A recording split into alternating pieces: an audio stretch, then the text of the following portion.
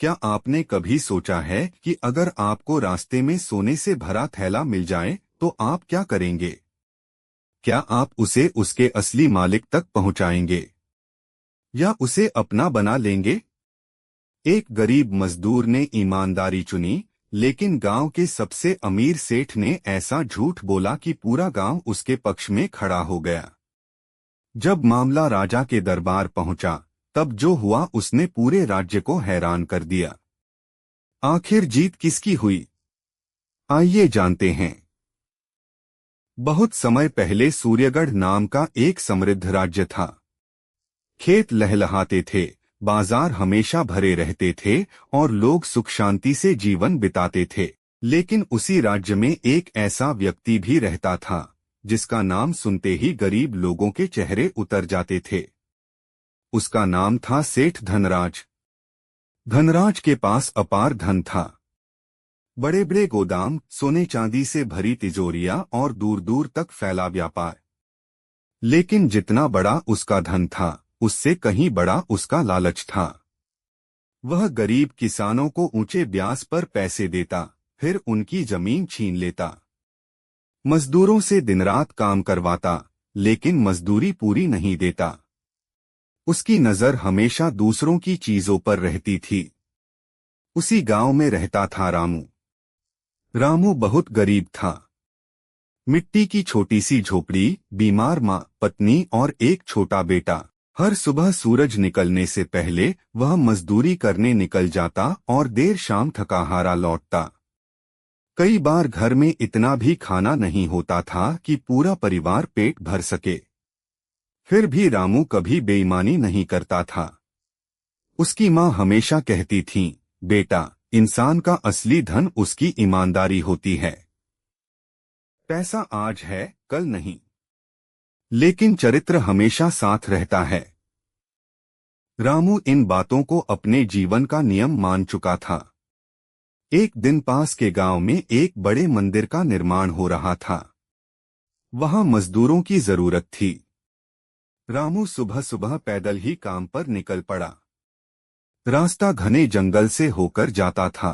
पक्षियों की आवाज, ठंडी हवा और पेड़ों की छाया के बीच वह धीरे धीरे आगे बढ़ रहा था। अचानक उसकी नजर रास्ते के किनारे किसी चमकती हुई चीज पर पड़ी। वह पास गया। सूखे पत्तों के नीचे एक भारी चमड़े का थैला रखा था। रामू ने कांपते हाथों से उसे खोला। जैसे ही थैला खुला, उसकी आंखें आश्चर्य से फैल गईं। अंदर चमचमाती सोने की अशर्फियां, कीमती हीरे और चांदी के सिक्के भरे हुए थे। इतना धन उसने अपने पूरे जीवन में कभी नहीं देखा था।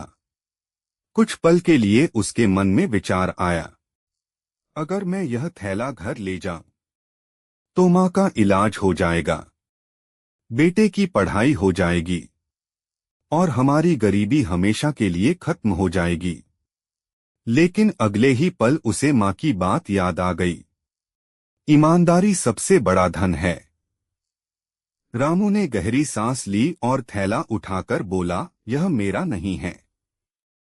जिसे खोया है उसे लौटाना ही सही होगा। उसे बिल्कुल भी अंदाजा नहीं था कि झाड़ियों के पीछे खड़ा एक आदमी उसकी हर हरकत देख रहा था।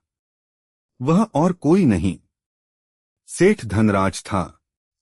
सेठ की नजर जैसे ही सोने के थैले पर पड़ी, उसकी आंखों में लालच चमक उठा। वह मन ही मन मुस्कुराया और बोला, अब देखता हूं यह गरीब अपनी ईमानदारी कैसे बचाता है। सेठ तेजी से रामू के सामने आया और ऊंची आवाज में चिल्लाया, चोर! यही है वह चोर जिसने मेरा सोने का थैला चुराया है। रामू यह सुनकर सन्न रह गया। आसपास के लोग दौड़ते हुए वहां पहुंचने लगे और किसी को भी अभी तक सच का पता नहीं था कि हाथ से थैला लगभग छूट ही गया। वह घबराकर बोला, सेठ जी, यह क्या कह रहे हैं? मुझे यह थैला जंगल में सूखे पत्तों के नीचे मिला था। मैं तो इसे इसके असली मालिक तक पहुंचाने जा रहा था। लेकिन सेठ धनराज जोर से हंस पड़ा। झूठ बोलता है, इस थैले में मेरी वर्षों की कमाई है।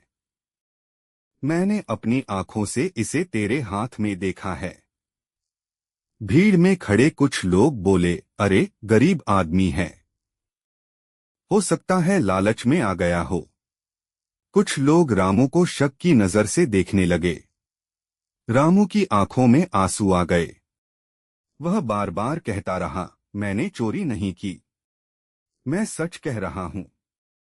इतने में गांव का मुखिया भी वहां पहुंच गया। उसने दोनों की बातें ध्यान से सुनी और शांत स्वर में बोला, अगर यह थैला सच में सेठ धनराज का है तो सेठ जी, इसमें क्या क्या रखा है जरा सबके सामने बता दीजिए। सेठ बिना सोचे तुरंत बोला, इसमें सोने की अशर्फियां, चांदी के सिक्के, हीरे और एक लाल मखमली थैली में मेरी खास हीरे की अंगूठी भी है। मुखिया ने थैला खोला। भीड़ सांस रोककर देखने लगी। अंदर सोने की अशर्फियां थीं, चांदी के सिक्के भी थे, हीरे भी थे, लेकिन लाल मखमली थैली कहीं नहीं थी। सेठ के चेहरे का रंग उड़ गया। वह घबराकर बोला, शायद रास्ते में गिर गई होगी। मुखिया ने उसकी आंखों में देखते हुए कहा, जो व्यक्ति अपने ही थैले का पूरा सामान ठीक से नहीं बता सकता, वह उसका असली मालिक कैसे हो सकता है। भीड़ में कानाफूसी शुरू हो गई। अब पहली बार लोगों को लगा, शायद रामू सच बोल रहा है। लेकिन तभी भीड़ के पीछे से एक बूढ़ी औरत आगे आई। उसके हाथ में बिल्कुल वैसी ही लाल मखमली थैली थी। और उसने जो कहा, उसे सुनकर सेठ धनराज के पैरों तले जमीन खिसक गई। भीड़ में सन्नाटा छा गया। बूढ़ी औरत धीरे धीरे आगे आई और बोली, रुको, सच अभी सामने आना बाकी है। उसने अपने हाथ में पकड़ी लाल मखमली थैली सबको दिखाई। यह थैली मुझे जंगल के रास्ते में मिली थी। मैंने सोचा जिसका भी सामान होगा उसे लौटा दूंगी। मुखिया ने थैली खोली। अंदर एक चमचमाती हीरे की अंगूठी रखी थी। सेठ धनराज के चेहरे का रंग उड़ गया। मुखिया ने गंभीर स्वर में पूछा, अगर यह अंगूठी तुम्हारे थैले की थी तो यह अलग रास्ते में कैसे मिली। सेठ हकलाने लगा, वो शायद गिर गई होगी। तभी बूढ़ी औरत बोली, नहीं, मैंने अपनी आंखों से देखा था। यह गरीब युवक थैला मिलते ही कह रहा था कि इसे मालिक तक पहुंचाना चाहिए, लेकिन तुम झाड़ियों के पीछे छिपे हुए थे। फिर अचानक बाहर आकर इसे चोर कहने लगे। अब पूरी भीड़ का गुस्सा सेठ की ओर मुड़ गया। लोग चिल्लाने लगे, शर्म करो। एक ईमानदार गरीब पर झूठा इल्जाम लगाया। मुखिया ने सख्त आवाज में कहा, सेठ धनराज, लालच ने तुम्हारी इज्जत छीन ली। तुमने एक निर्दोष इंसान को बदनाम करने की कोशिश की है। सेठ का सिर शर्म से झुक गया। उसने कांपते हाथ जोड़कर रामू से कहा, मुझे माफ कर दो, मैं लालच में अंधा हो गया था। रामू ने शांत स्वर में उत्तर दिया, गलती इंसान से होती है, लेकिन उससे सीख लेना सबसे बड़ी बात है। मुखिया ने थैला गांव के लोगों के सामने खोला और असली मालिक की पहचान कराने की व्यवस्था की।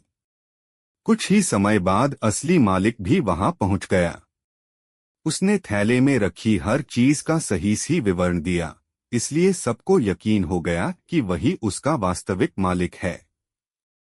वह रामू की ईमानदारी से इतना प्रभावित हुआ कि उसने इनाम में उसे सोने की कुछ अशर्फियां और खेती के लिए जमीन दे दी। रामू ने उन पैसों से अपनी मां का इलाज कराया, बेटे को अच्छी शिक्षा दिलाई और मेहनत से नया जीवन शुरू किया। उस दिन पूरे गांव ने एक बात हमेशा के लिए सीख ली, धन से बड़ा धन ईमानदारी है। लालच कुछ समय का लाभ दे सकता है, लेकिन सच्चाई अंत में हमेशा जीतती है।